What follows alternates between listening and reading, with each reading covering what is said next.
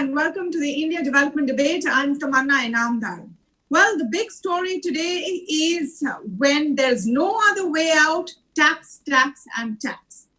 Delhi has led the way by imposing a 70% additional tax, they're calling it the COVID tax, on liquor, and several states have followed. From Andhra Pradesh to many others have decided to pluck the low-hanging fruit and tax liquor. Well, you can't argue with that. It is a sin item, and taxing it is something that everyone may agree with.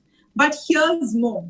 There are states now also mulling increasing taxes on other things, whatever is in their purview. We know that cesses and taxes on diesel and petrol have already increased, but there could be more on the anvil. I want to begin first on the show by speaking with my colleague Ruchi Bhatia, who has all of these exclusive details. Ruchi, tell us what else is on the agenda as far as states are concerned. What are the higher taxes we could be paying over the next few days and months? A day after the government eased the restrictions on the economy, various state governments are looking to cash in and make the most of this opportunity, given the fact that they are in a weak revenue position over the last couple of days, ever since the lockdown was imposed. Just yesterday, we did see the Delhi government imposing a hefty 70% special corona tax on liquor. In fact, today we did see Andhra Pradesh also doing the same, hiking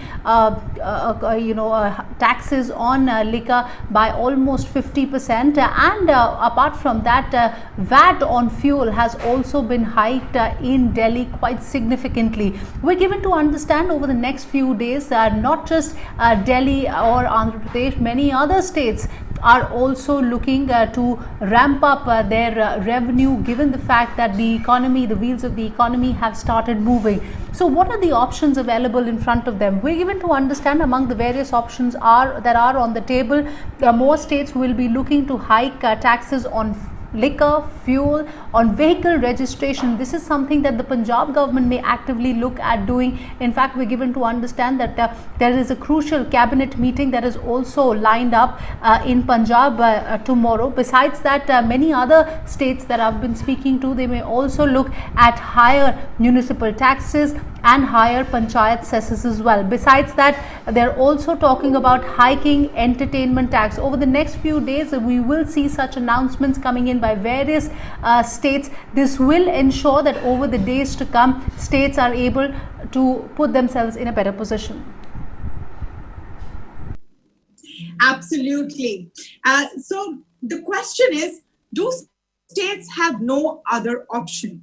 To speak on this, I'm joined now by Dr. Thomas Isaac, who is the Finance Minister of the state of Kerala, which, by the way, has not increased taxes. Remember, they already tax liquor at close to 100%, but they have decided to make some cuts on pay to government workers to control their finances. Let's go across now to Dr. Thomas Isaac on why states feel the need to increase taxes.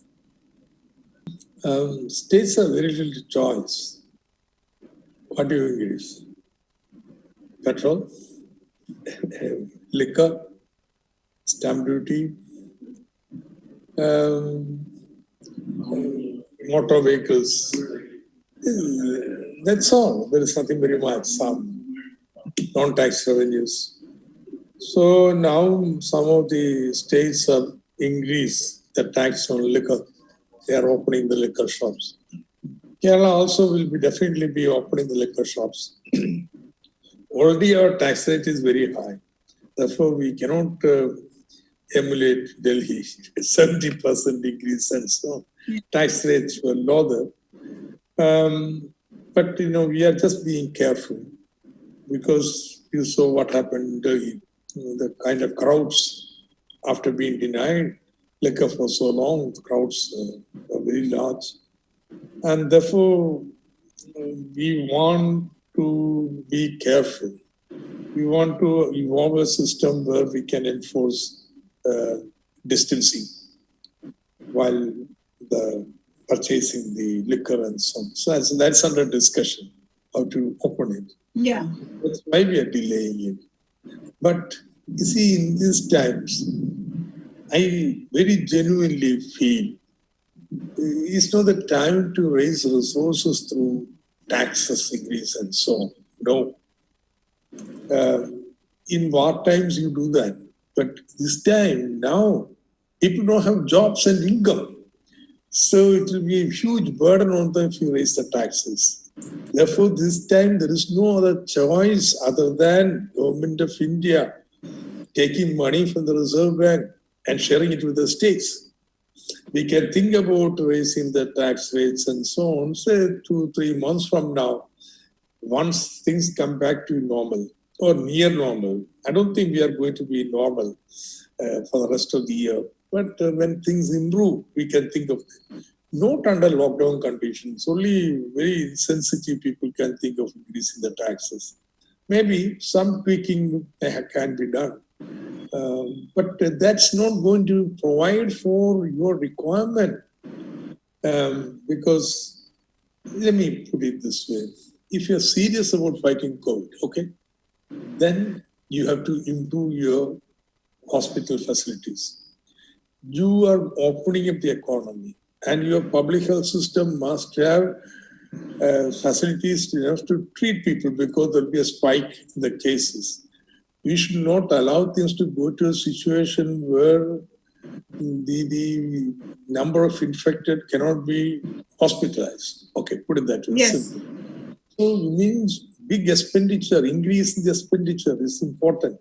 This 15,000 crores of rupees for a COVID fight, etc., is a big joke here. And that half of it coming to come in the next 3 years, and only half now. You have to substantially increase the health expenditure, income transfer, and this can be met only by creating new money.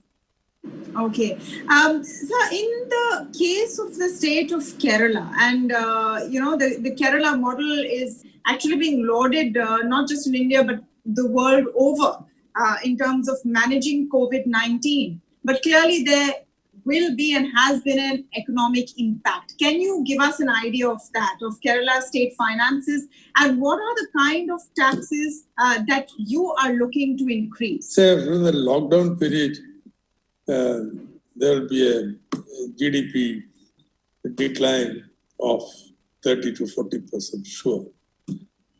30%, let's put it that way, lockdown period.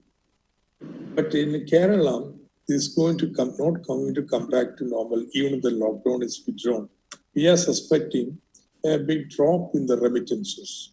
And a drop in the remittances is going to have reverse multiplier impact upon the base GDP.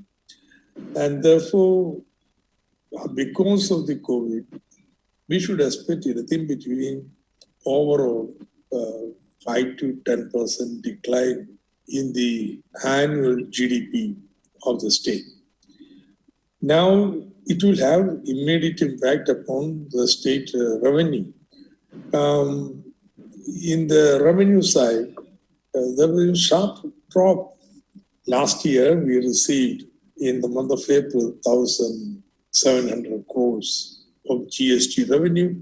Now it is 160 crores. That's it.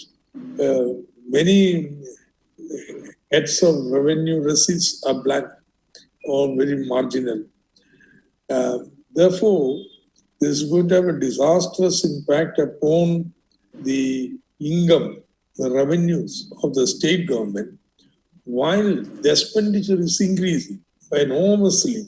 Let me put it this way. We are expecting something like anything between 3 lakh to 5 lakh people to come from outside to Kerala. If you are serious about fighting COVID, you have to quarantine them institutionally, observe them, test them. You know what is the expenditure of that? If you are going to quarantine 3 to 5 lakh people, it's huge.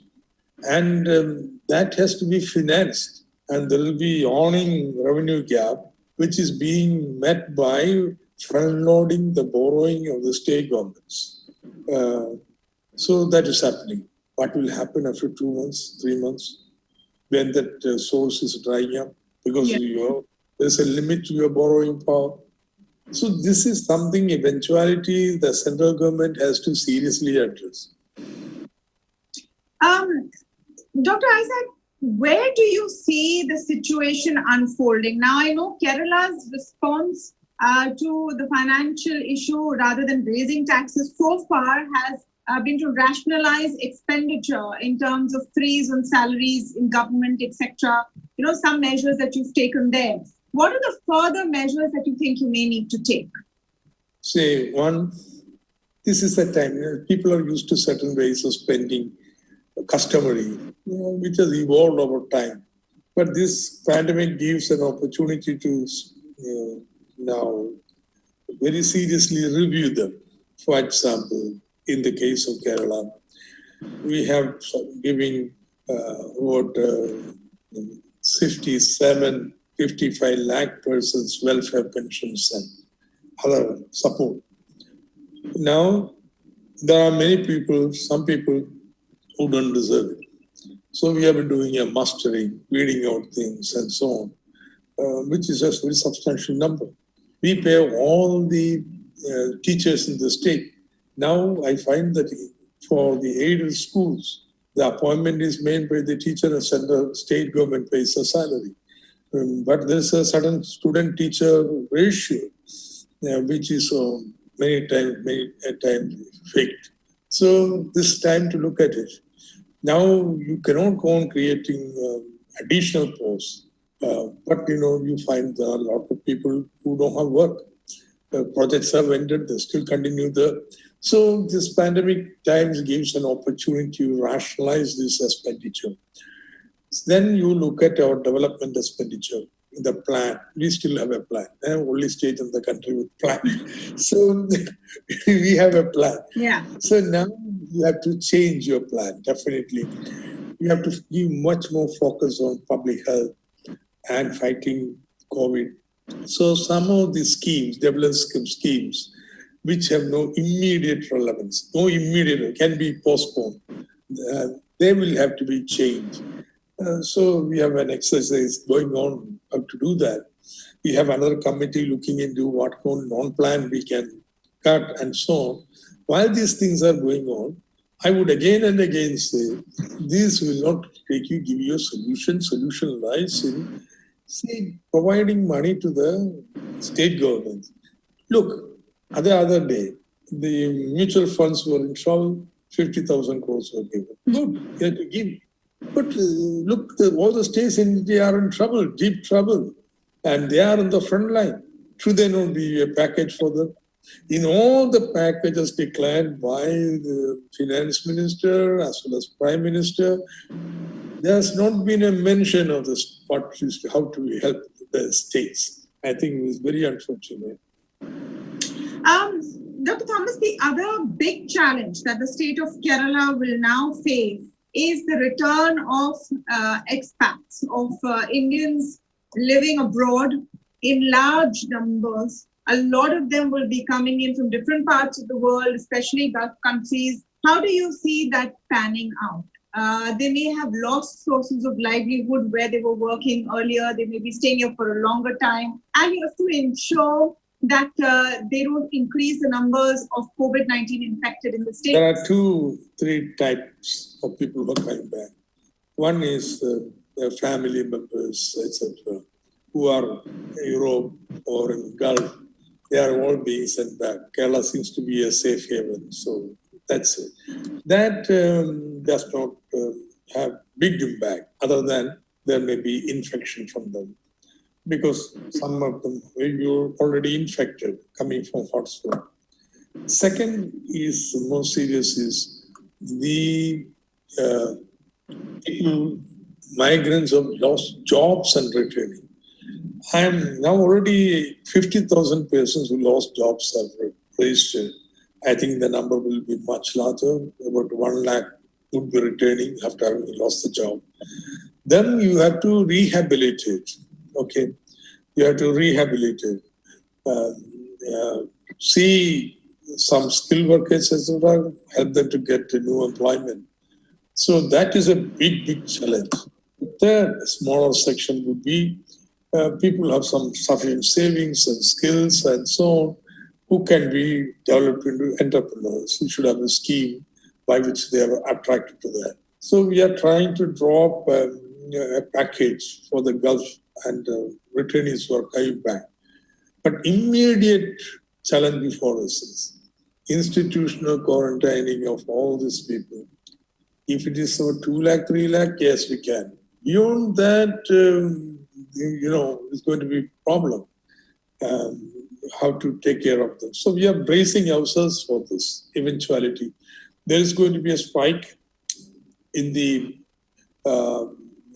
disease, and then we have to very strongly have a reverse quarantining process by which the vulnerable sections who constitute something like 25 lakh people, they will have to stay indoors. Okay, they will have to stay. Others will go and work, but these people have to stay indoors. So we are trying to drop a system by which local governments can do this. This process is going on. So why is it all about the liquor? Now, you will be amazed to know how dependent states really are on liquor for revenues. In fact, it could range between anything from 10% to 20% depending upon the state, which is why liquor shops have been the first to open in the beginning of lockdown 3.0, which is also why several states have been fighting to get liquor shops open, because it is a major source of revenue. My colleague Mubina Kabasi has more on why states are so dependent on liquor. After a 40-day hiatus, liquor stores across the nation reopened to serpentine queues and chaos as thousands of thirsty tipplers rushed to stock up on alcohol, throwing social distancing norms out the window. The government allowed reopening of liquor stores for a fixed number of hours during the day as it eased the nationwide lockdown, but with conditions like adequate distancing between two customers, presence of only 5 people in the shop at a time. But these norms were flouted even before the shutters of liquor stores could be opened. However, while this brought about its own set of challenges for police personnel, for state governments, it brought about an opportunity to set the cash registers ringing. The lockdown has resulted in state governments losing a huge chunk of their revenues. Excise duty, which is duty imposed on manufacturing, gets India a neat 2.5 lakh crore rupees. But with 40 days of no manufacturing, the excise duty revenue lost comes up to almost 28,000 crore rupees. Tobacco and alcohol, often categorized as sin goods, are the ones that are usually issued the biggest tax bills by central and state governments, either during the annual budgets or during crises like the ones we're in the midst of right now. As per an RBI report, excise duty earned from alcohol accounts for almost 10 to 15% of the average state's own revenue receipts. In fact, states like Karnataka and Rajasthan have an even higher reliance on this alcohol revenue, as high as 20%. States with share of revenue from alcohol duty at 15 to 20% are states like UP, Punjab and Madhya Pradesh. And then there is 10 to 15% of revenues coming in from alcohol duty for states like Andhra Pradesh and Odisha. But on the other hand, there are also states that have negligible revenue from liquor, the ones where alcohol has been prohibited. But this immense pent-up demand for liquor, which has now been released, could well compensate for some of the lost revenue, and state governments have already started cashing in on it. Thus, by last evening, the Delhi government had already imposed a 70% special corona fee on liquor, while the Andhra Pradesh government hiked prices by another 50%. However, given that liquor companies have not been able to manufacture due to the lockdown, inventory at retail shops is on the verge of drying up. So while the high for customers may not last long, the excise and cess revenue collected on these bumper sales could give state coffers at least a bit of a buzz on these dry days. So is it just a question of overdependence on liquor? Is there more to the story when we're talking about taxes being raised? Can we see this as setting a pattern for the central government to also raise taxes? Remember, we are in a situation where the economy is going to be very weak and so is demand. The only way for governments to raise revenues, to fight COVID-19, to run the country really, is the only way to increase taxes. To talk about this finance and revenue-raising spree by states, how will it work? And in certain sections, are they killing the goose that lays the golden egg when they're looking at petrol, diesel, and entertainment and other such sub-segments as well? To speak on this, I'm joined today by top economist M. Govinda Rao, of course, Dr. Haseeb Drabu as well, who's also former finance minister of Jammu and Kashmir and consulting editor ET Now, Mythili, Bhusnurmath. Welcome to all of you and thank you so much for speaking with us today. Dr. Drabu, I just want to start by getting your take on the big taxes on liquor that we've seen. It started off with Delhi, which imposed an additional tax of 70%, and clearly a lot of state governments right now think that's a great idea. It's also interesting because liquor is a huge revenue generator for state governments, isn't it? Well, yes, but these are desperate times, so these are desperate measures. Please understand where states are coming from. While everybody is going to suffer a loss in incomes, whether it's the individual or the states or the center, the fact is that states are bearing the brunt of the revenue loss. 72%, if you lose 1 rupee of revenues, nationally speaking, 72% of that direct loss by the states, because 42%, take the case of GST, of that 50% center has, 42% goes to the states, right? That's going to get squeezed. Then they lose what their share in the state, that's also coming down. So if you lose a rupee of revenues on a GST, which has a let's say 18% tax, 9 is center, 9 is states, then the states are effectively losing 72%. Center is losing 28%. So the brunt of the loss of revenue is hitting the states. So obviously they will have to scrounge on for something or the other. There are GST areas which states haven't got. So and states don't have recourse to borrowings the way they are. Their FRBMs are still at the level that they were. The WMA has been increased only marginally. So you are faced with a situation where states are looking desperately to raise some resources. So you get measures like, raising on diesel and all. With an international situation where crude prices are coming down, consumption is down, still you're raising taxes. This is, I think, fairly desperate situation. So more than looking at the measures, what you should look at is the kind of situation of the state finances. And there does not seem to be any relief. Not that the states are doing very much on themselves. Well, I'm quite surprised that states haven't proactively done anything that they need to do, be it in terms of their major liabilities, whether it is, salaries or interest payments, which are your two principal components there.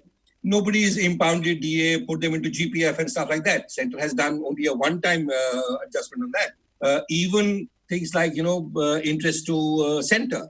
Now, at least states should say that you're netted off our devolution or raise claims like saying that guarantee us a minimum devolution because going forward, you don't know what will be devolved to them. A certain figure has been given in the budget, which was a growth budget. And states have gone ahead and kind of made their budgets on that. Suddenly you find that revenue is looking like a myth. GST numbers are terrible. So devolution will fall. So there is a genuine crisis of state finances that needs to be addressed. Well, the genuine crisis of state finances has also caused a lot of states to put together their expert teams and put in place some kind of advice on the way forward. Mr. Rao, I won't give it to you, but I know that you're involved with advising a lot of states. Do you think that this is the only way, tax your way out of the COVID-19 economic recession? Haseeb actually mentioned, hit the nail on the head when he said that the states would lose huge amount of revenue. But what he did not say is that in this entire war against the coronavirus, the states have to be are the frontline soldiers. Right, absolutely. They have to put the money. They have to loosen the purse. They have to look after the immigrant, workers. They have to ramp up the hospital infrastructure, PPE, and then everything. Where is the money? No, in the beginning of the year itself, you have lockdown. There is virtually no money coming from anywhere. And on top of it, you say that, look, I mean, you have to look after, and all the decisions have to be taken at the center. And even before the ink was dry, ink of the Finance Commission report was dry, the central government estimates of budgeted revenue of its own budgeted tax revenue and Finance Commission. There's a huge difference. And the loss on that account, on that arithmetic account alone, is for the states is somewhere about 71,000 crores. In other words, Centre's revenue estimates are lower than the Finance Commission's estimated, and that results in the 71,000 crores. And if you assume that this year there is no growth in GDP, and the nominal growth is 4%, and even if you grant that the tax would rise by 4%, the loss on account of tax devolution would work out to somewhere about 5.5 lakh, somewhere about 2.5 lakh crores to the states. This is ab initio given. Now, in this particular environment, and in an environment where they have to spend, they are faced with severe hard budget constraint. So they have to pay, they have to do something. Kerala government goes and then borrows money, and then it pays, the yield goes up to 8.96%. It's a huge problem. And, Telangana government actually has, sort of staggered the payment of salaries. Kerala government has staggered the payment of, 6 days salaries for the next few months. Karnataka government actually, let me tell you that the taxes on diesel the taxes on alcohol were raised by Karnataka in the budget itself, much before the lockdown. Yeah. But now possibly they will have to return and raise it further, because they did not raise taxes on beer. Now they have to raise the taxes on beer as well. And then, of course, the only revenue sources available to the states, maneuverability that the states have, is with regard to value-added taxes on petroleum products, taxes on excise duty on alcohol, registration fees, and these are the three major sources. Where do they get the money from? Yeah. GST is not being generated. Now, in this particular environment, if they have to maintain it's just to maintain this thing. They have got to, in fact, I had written on this in the last week in the Hindu, and then today in Financial Express again I have said that.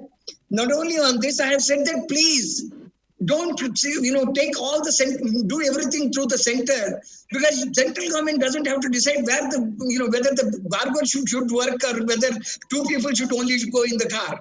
Let this, decision regarding relaxation be taken by the states, because they are also part of the system.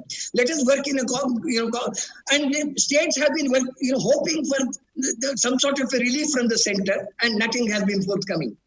Now they don't have the money, they don't have maneuverability. Yeah. Whatever little handle they have, they are basically using it. Well, so that's why we're seeing states come up with these mega taxations. Mythili, on alcohol, it's a sin good. It's a sin good. A sin tax is, generally easily digestible. But we believe that there are going to be other facets that they will look at. Petrol, diesel, fuel, for one, definitely. That too, when international prices are very low, that might bump up inflation. There's talk about entertainment taxes, registration fees, municipal taxes, motor vehicle taxes, other cesses like that. Do you think it's a good idea? Because when we exit this lockdown, we're anyway going to be in a situation of depressed demand. Well, yes, I agree with both Haseeb and with Govind when we say that there is a huge imbalance between the way the revenues accrue to the country and the way the expenditure is done. The bulk of the revenue accrues really to the union government, and the bulk of the expenditure is done by the states. And that imbalance becomes even more in a situation like this, where the states have to spend a huge amount of money. But Tamanna, I have a slightly different take. I think rather than going after tax revenues, which in any case, even if you raise them, you're not going to get much. And while I'm entirely with Haseeb in saying I'm going to make myself felt very unpopular with all my male colleagues and friends when I think that taxes on alcohol should be raised hugely, simply because at a time, particularly when incomes are already depressed, if you're going to have men lining up, and this is primarily drinking is, I'm afraid in this country, however archaic it sounds, it is primarily a male activity. You see the crowds at all the, all the alcohol joints, and with incomes depressed, you're just going to find men spending more and more of their depressed income on alcohol, and then going home and beating up their wives. So I'm all for raising alcohol taxes on alcohol sky high if possible. But beyond that, I think when economic activity is so subdued, I think rather than going after tax revenue, both the union government and the state should look at non-tax revenue. And I think that is where you're going to get the money, because you have to do a tightrope walk between lower revenues, lower incomes rather than revenues, lower inflows and much greater outflows by way of expenditure. So in such a scenario, I think there's only that much that you can get by raising taxes. What you need to do is look at non-tax revenue, whether this is by way of borrowing, whether this is by asking the RBI to lend a little bit more to the center, more to the states. I think that is the kind of thing that you do. Increasing tax revenue is barking up the wrong tree. I'm afraid you just will not get the kind of money you need to spend the kind of money you need to spend. So I think we need to focus both in the union as well as the states at non-tax revenue. And there, in fact, it is the union government which has the upper hand. It must do more to give succor to the states. Well, the state and center tax tussle and revenue tussle has been going on for a while, even before COVID-19 hit, in the context of GST collections. Now, GST collections are going to be depressed as well. Dr. Drabu, what would be your prescription? Mythili has pointed out very correctly to non-tax revenue. What is the scope really of raising these non-tax revenues? And is the only option more taxes on what can be taxed? Look, honestly, at the state level, I don't see what non-tax revenue we can do. I mean, as Govind pointed out, there are only registrations and stuff. And, when you talk of non-tax revenue, you're talking of user charges. This is not the time to actually start, because there's no service happening. So really the focus has to be on expenditure restructuring. You have a certain capital budget, freeze it. You have interest payments, defer them. So to center, for instance, just 5,000 crores straight off. There's no need, net them off from the devolution. The real fiscal strategy would be, in my mind, about how do you ensure more transfer payments from the existing budgets. Also, that today it's not so much about generation of revenue, it's more about liquidity management.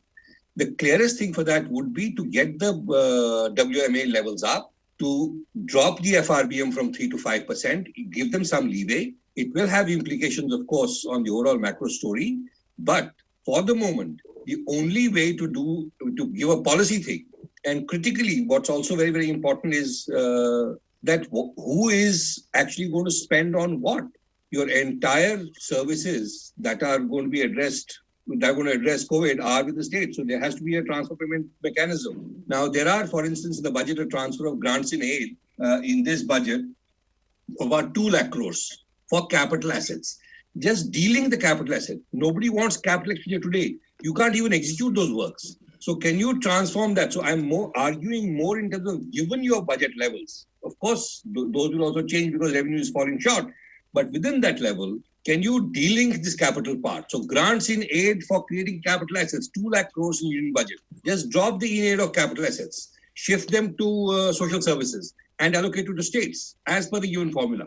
So do some creative thinking within the budget rather than start looking at what these taxes are. For me, the raising of diesel, of alcohol really are desperate measures because they can do nothing else. So it's not about a social issue. I completely agree with Mythili that that's a larger question. But are these the times to face that? Well, the demand is down. When you have crude prices down, you're raising diesel prices. I mean, that should be absurd. Consumption is down. You're down to 40% traffic compared to what you were in Jan. This is after a pickup. So there is normal pressure on prices to be low, and you're going against that and raising them. It just shows desperation of the states. I think they need to look at the expenditure budgets more carefully. They're not doing that. Govind pointed out the number of states have done, but I don't think they've done enough either in terms of salaries or interest payments or other recurring expenditures. So my own thing would be to actually look at a completely different expenditure strategy where you start reallocating existing things, put a complete freeze on the capex budget. Don't look at capex. You can't do capex activities today. I mean, even Manrega, it should be converted into a UBI, for instance, in my opinion. Look at what was the peak level last year and start doing that rather than asking people to go and work, maintaining social distance. Now, these are, optics which are at such levels of, height, 30,000 feet view. It's not on the ground possible. But more than, Govind made this very important point on states are the fronting. To me, the whole problem with the strategy of managing COVID has been that the panchayats are nowhere in the play. I mean, they are really, even in the National Disaster Management Act, they are your core active. Today, nobody's talking about panchayats. What has happened to their finances? Who have been, in the earlier budget, you were giving about 1 lakh crore to panchayats. Nobody's talking about that. You have disempowered states, you have ignored panchayats, you centralized this. Sorry? Kerala is doing a lot of work through the panchayats. No, I'm just talking about states in general. Kerala is an exception in many ways. So even that level. So do you think the issue is over-centralization of the entire management of COVID? And in a sense, the symptom that we are seeing is this desperation, as you call it, Dr. Drabu, of extreme taxation on the items that the states do have access to. No, absolutely. I mean, there's no question about it. I mean, you have really bypassed the states in many ways in terms of, deciding on various factors. And it's become an issue of binaries. Lockdown versus no lockdown. Center versus states. Lives versus livelihoods. It's not about that. Suppose you would lift the lockdown today, what happens? Your supply chain networks are totally disrupted. You can do nothing. There is a lot of floriculture, there's a lot of horticulture. I come from J&K. Strawberries and cherries are rotting. There's no way to sell them to the market. So it's not about these binaries. Please get them out. It's not about center versus states. It's about center and states. Center should supplement the effort of states in meeting this challenge. Again, it's not lives versus livelihood. It's lives and livelihood, because eventually, if you impair livelihood, that is going to cost lives in itself. So I think we need to get away from these binaries and hugely over-centralization of the management of this epidemic. Yeah, absolutely. We need a more nuanced look at this. Mr. Rao, is your sense that this lays the stage? Now, you explained earlier that states have limited areas of taxation as well, and what they can tap. But do you think this lays the stage for higher taxations on a central level as well? Because this question is going to face all governments, including the central government. Look, the point simply is that, it's very ironical that at a time when the crude oil price is absolutely low and declining, the prices of petroleum distillates in this country, continue to be high, and then it will be elevated. Part of the reason is that the price that is fixed at price fixation is done by the center, and there is a huge taxation done at the central level. And when you do that, and so obviously when you increase the prices, the profits of the oil marketing companies basically come back to the center as a dividend, which is not shared with the states. And then of course, when you have that, the tax room available to the states for levying taxes is very limited, even on diesel and petrol prices. They can only marginally increase. Alcohol, obviously, they will have to do it. Some of the states have actually gone about looking at the non-tax revenues. But this is the time when, they can really, get rid of many of these, loss-making public enterprises and things like that. But more than anything else, Karnataka has decided that they will, identify the corner plots in Bangalore and other big cities and then auction them and then generate revenue.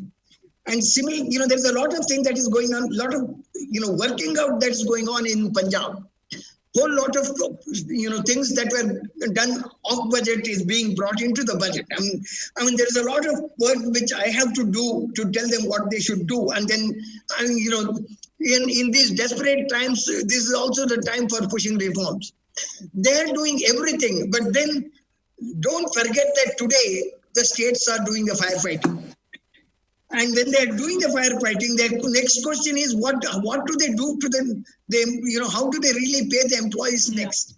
Some of them have actually staggered the payment. Some of them have said that we are cutting the salaries for a certain number of days.